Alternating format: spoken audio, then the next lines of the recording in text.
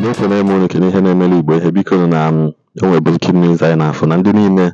ndị agha ya ka ha jeje nye fake testimony na nke Ayaya na Nando ka ha kọwakwara na ihe amị na-alụ ọlụ na ha jikwa wee gwuo nke a na ọ na-alụ ọlụ na the guy na-akọwasị na mgbọsị ahụ ede afta anya na Okongwudibia nwechapụ na o nwere ndị Ayaya na Nando kpọta ka ha testify sị na ịchaka mmụọ nwa na-alụ ọlụ. Mmadụ 6 bịa dachi na atụfu onye apụta na wee na-akọwasị na mgbe ozugbo ha nabatara na the compound na ha amaghọzi onwe ha na they don't know what came over them, ha wee bido kwube ihe asị ha kwue. So onye nke anọ na nkọwa with the help of JPAC, ama m JPAC ya na-akpọzi igbocha JPAC tinye ya n'akụkụ afịa FBI maka investigeshon ya karịrị akarị. Amaghị m ka esi nweta vidiyo anụ. The guy kwụrụkwa wee na-confess wee na-asị biko na ụwa gbaghara ya na ọ maghị ihe mee ha eme na mgbe ha ji edi ya abịa kpọghasị ha ka ha jeduje mmadụ ozi na ha amaghị nọ na nke Ayaya na Nando ka akpọ ha wee gaba na oyi mbịa duje m ozi na ife na-eso ekwuru m ya last year December wee na-asị ị na-eduje mmadụ ozi mala ebe ị na-aga oyi m duje m ozi na ihe sokwa bịa ka anyị jee ebe akwụkwọ ha nna na ebe anyị na-aga maka ada ama ama ọ bụrụ na onye a jedi ekịta egbuo ya ndị be ha ama mmakwa ihe ga ọnọ wee jesi na biko na-ayọkwa na-asịkwa bụ ebute Baịbụl na ọya ṅụkwa iyi na kemgbe owuwe ya na ọmaghị onye bụ Ayaya na Nando nọ mgbe olu die ka ọ for the man for the very first time nụkwana maka ya wee na-akwụkwọ ihe o kwucha na the confession o make na o jiri anya ya na ndị niile na ha ji ha anya ha wee je n'ihu na mgbe ọ chọrọ ijepụ na geeti na PA ekpochiata ya azụ fee ya aka bịade na ọ nachiatakwa azụ wee kwuo ihe niile ha kwuo na ha biko na 20 million nwa na-asị na ya enye ha na ọ chọghọzi si jide mana nye na-apụtaghị ka ọ gwa uwe eziokwu na ihe ha ji eme ebe ahụ na ọ maghị ihe bụ ndị ọcha na ojighị nọmba ndị ọcha ihe niile ọ kọcha biko gee na interview ananwa ka unu nụ onu the young man. Nwanne m kedu afọ anyị? Ọmụa bụzi Emeka Ọfịa ụbọchị Tuesday ka onye nwoke kpọọ m asị m bịa bụ nwanne m nwoke na ọ nwee ebe anyị na-eje si aka ebe ọ sị na Nando nke Igwe Nando na asị nke Igwe Nando dụa ka ife a na-eme sị na Igwe Nando nwee ife ọ na-eme na ọ na-edi ndị mmadụ ka bịa na enyi ya na invite si onye ọbụla bịawa na asị aka ife ọ sị na ọ na-edi ndị mmadụ bịa ọ bụ na aga ebe a na enidi ya Igwe Nando gosi ọjị anyị niile eti aka na isi anyị naba ena anyị 10,000 ya nawa na ife niile fọm anyị nwa na asị oke ndị na-aga m na akpọwalụ m ndị be anyị na-aga m si oke no problem na eje akwado pụta anyị na-agba moto na ejebe Nando na elu ya na Ọkụzụ junction kwụsị akpọ keke na-ebulu anyị gebe Nando ebe keke kwụsịrị anyị na nke Igwe Ayaya fasị na Ayaya nwe ebe nsị ka ebe Ayaya nsị Igwe Ayaya na asị why not ịkpọ m Igwe Nando itinye Ayaya ka ife si m n'ebe ka anyị na-aga mbịa ka anyị baba nsị aka otu si m ka anyị gaba anyị na-aba mwakwụrụ outside anyị kwụọ baba jebe adịrọ m na ebe na adịrọ m anyị na-abalị ọkpọta anyị n'ime palace I don't know fụwa mmanụ pụta nke ọkpọ ọnwụ ya nke a na-akpọ ọpanka onye Nando gwara si ya PA ya kene si anyị nọ na ya bịago asị anyị ama ife anyị bịara ofu onye ndị du anyị jesi anyị nwere ama ife anyị si mba ya si oke one man onye Nando bi n'ogidi ọpanka kpọ ọya kpọrụzi anyị nwa na agaba kpọọ ọnya ozugbo ọpụta outside ọmamife agwasị ya ọpanka anyị azụ si anyị oke na ọ nwere ife dị na ya nọọ Igwe Ayaya na Okongwudibia na-enwe problem afana bụ n'ọya Okongwudibia midien ya afana bụ na-enwe problem na achọ ife achọ ka anyị mee bụ na anyị ekwu na Ayaya na-arụ ọrụ na Ayaya na-arụ ọrụ akpọọ gị agwa ife ihe eme ka imidetịrị anyị bata ebe a ka ya nwazi ọnwa anyị ọgwụ kochie ya anya onye ekwusi okwu si anyị na ife anyị eme anyị na-ewe onwe anya si ife anyị bịara ofu onye kwuo okwu ndị mmadụ kwuo okwu si ife anyị bịara onye du anyị si anyị nọrọ ala na ọ nwere obere ogezi ọ gaa ya azụ Ayaya pụta kene si anyị abịagwa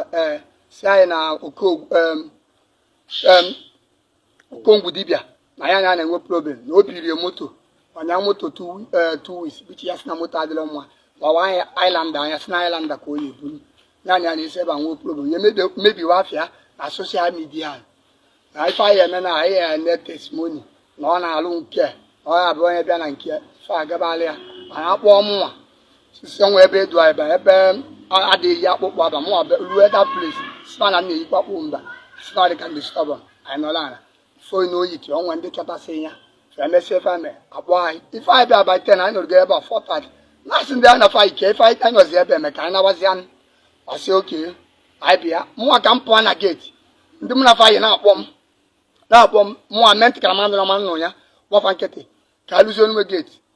ọpa nke a bụpụ ihe ya kpọọ m mmiri tọ kpọọ m fee m aka ntọnụ ha bịawa ebe a si nke ebe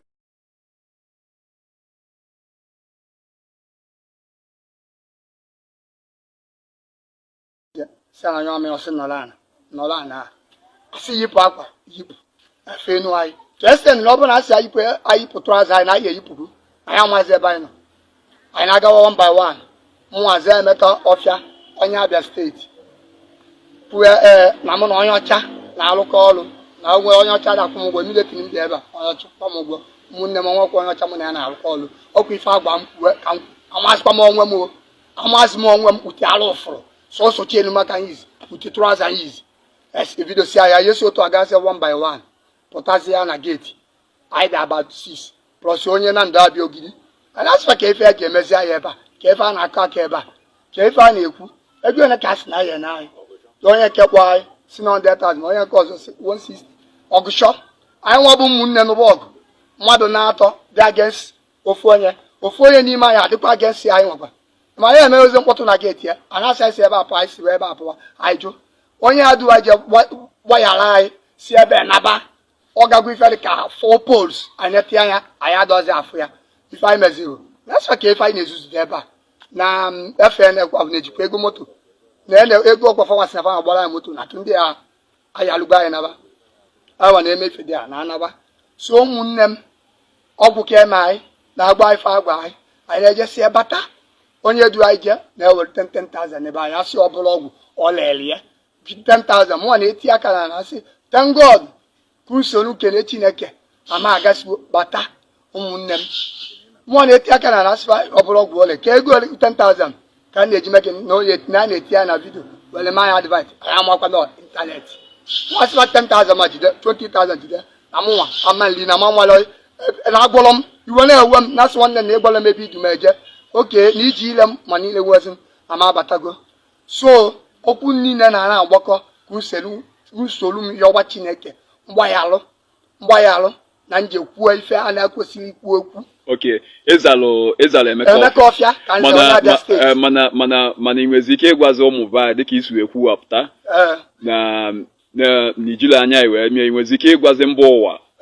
onye bụ ya na ife ị na-eme yes ọmụa bụ Alize Adike abụ m onye Nwudi Ọka mana ife agwa anyị kwuwe ka anyị kwuwe apụ ebe a kọmanda a na-eyi agwa gị na-eyi ka ife ị na-alụ ife na-alụ bụ alụmọkụ ana m alụ glass transfer glass ana m alụ ya casement ana m alụ ya sliding ana m alụ ya eji ya nwanna m Nwudi Ọka nwere the type of glass iweta n'ụwa ka nyara elu ya so Emeka bụ ife wit onye ọcha Emeka bụ onwekwa onye ọcha nwa ji nọmba onwekwa onye ọcha nwa n'ụwa ọrụ ofu mkpụrụ onye ọcha nwa m nwere onye ọcha ji nọmba ya onye ka ndị wee je ife anyị rere agị ya bụ 6 ka ndị wee je 6 ka anyị dị ya ndị Nwudi Ọka 6 so ofu onye anya outside onye na ndị Abịa ogidi gba ọsọ maka anyị batazi mgbe anyị batara chọbịa ọgbanarị anyị ejekwukwu ebe obi 2 times anyị afụrụ ya so okwu nkịta nne na advice anyị nwa bụ yus nwoke na nwaanyị ụwa anyị nọ na kịta oyi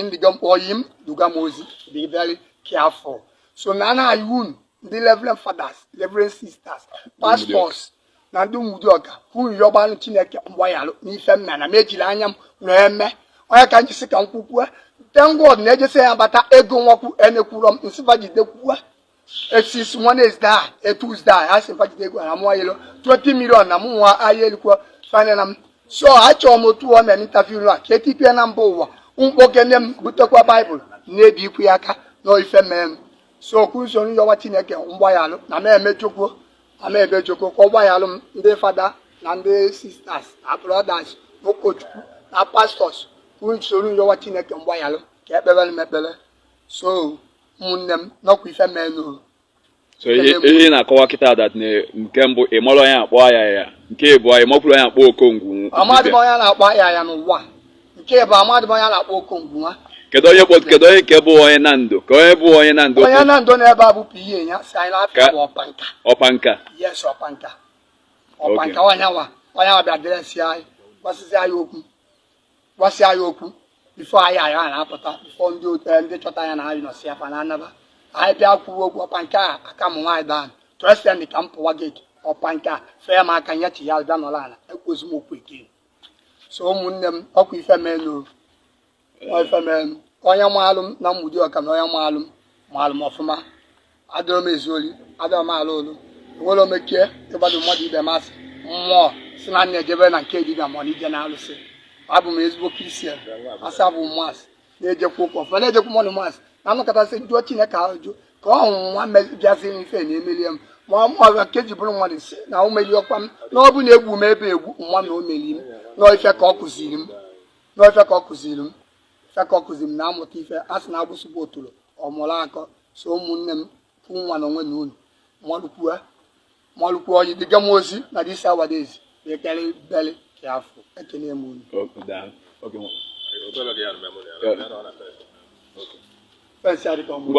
ngwa nene n'anya ọ ka ife njiwe na-ebugharị ka ụmfụ ka Ayaya na Nando si wee mefe dị intaviu ka emekwa ofu onye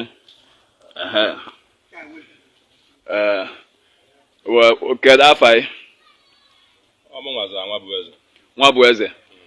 kedu ebe ka ife iji eje na nke Ayaya na Nando ka o si eme gwa mba ụwa ka o si eme ka o si wee mee bụ na o nwere nwanne anyị nwoke bịa gwa anyị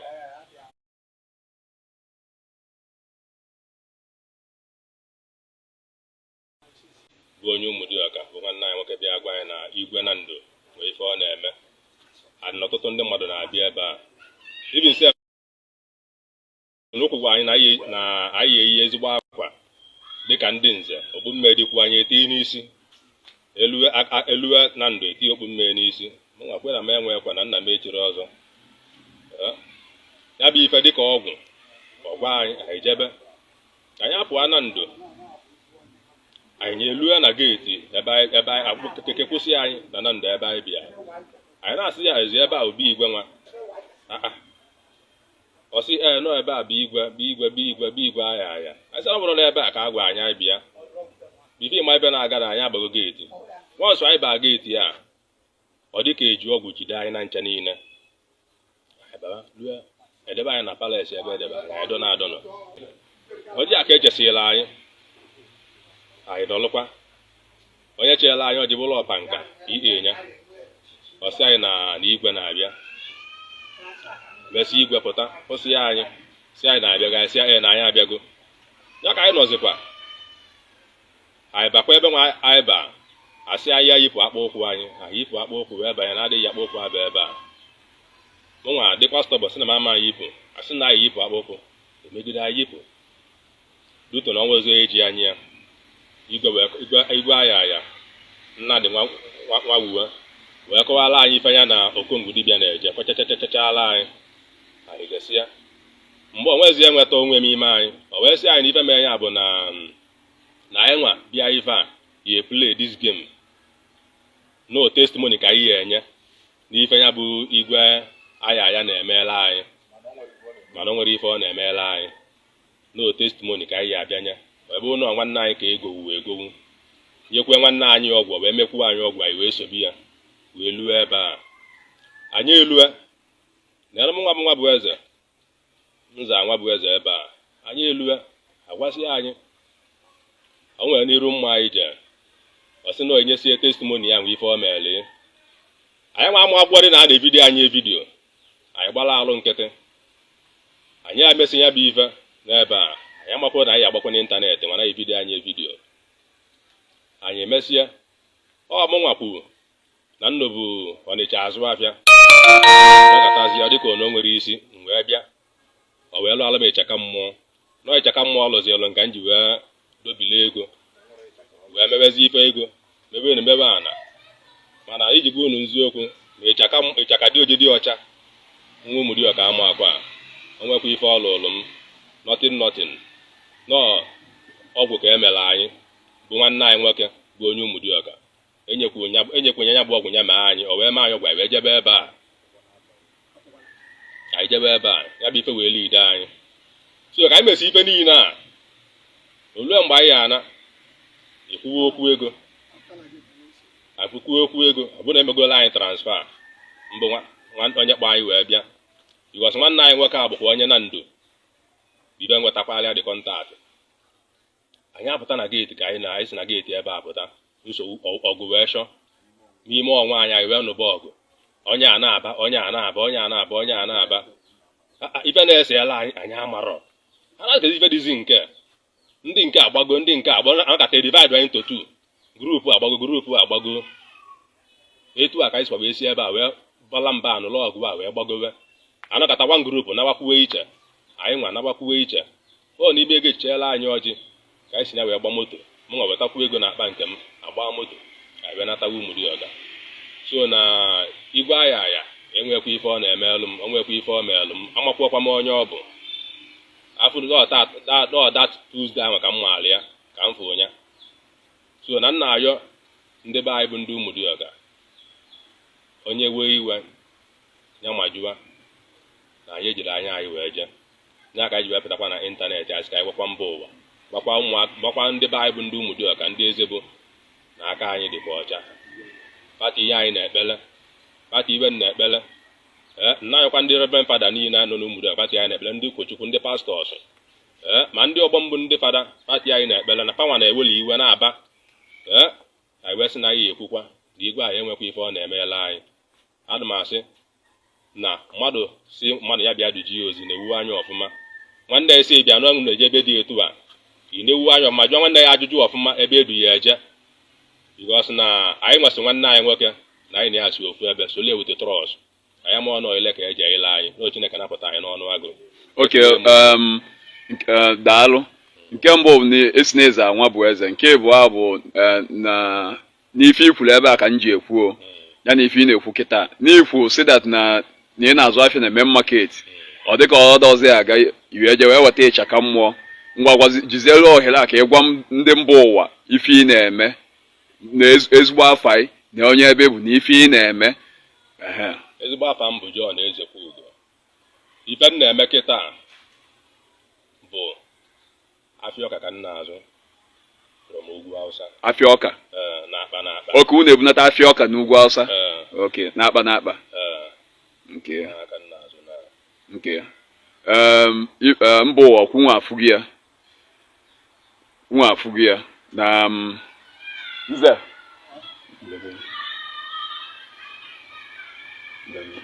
ewu na-efu anya kịta ọ mmadụ na-aba bụ ife pụtago opiri were obi fa na mụ kwuo si na mụ amanje fọsụ mmadụ afọsụ ya pụta na onye ụdị ya n'obi ichegharị ya na ichigharị bịakwutekwe Chineke nna na ọ bụ ma fatu na-egwu na ife Ayaya nwanne ya eme na ofu mkpụrụ ọgwụ adịrọ na nke Ayaya ife a na-akpọkwa ịchaka mmụọ na-enye na ọnwa ofu mkpụrụ ịchaka mmụọ nyefa ekwu na ụmụ ikolobịa anyị na-agba mbọ na-agbara ọmfa mbọ ka ha pụta confuse over gwafa na okwu politics ngwa ka mụ na fanos ya ka mfụzi ya nọ mụ na fanos anyị nwakwa mụ na nze anyị nwa bụ Ụmụdịọga puo ekwe dụwa ndị anyị mụ na nze mụkọ nwa dị ya n'ofu ebe n'ugwu Ụmụdịọga ka anyị mụ nwa dị ya Traditionen na onwe ndị jebu last week ndị ọkada ndị agwa afa ka eje fụana wee ba edugwafa gakwụkwọ ebe agwọkwọ ife ọzọ ọ bụla na ka eje fụ n'ọka anyị na-ayọ biko kwu mgbaghara anyị ka usoro anyị yọọ Chineke mgbaghara ekpere n'isi anyị ndị nna anyị ochie ndị ugwu Ụmụdịọga ekele m unu kene Igbo niile biko na unu na-eche anya vidio biko na ihe na-akpọtụ nka na-akpọtụkwa maka na nke ebidogo gbawa afọ onye ọbụla na-ekwupụta ihe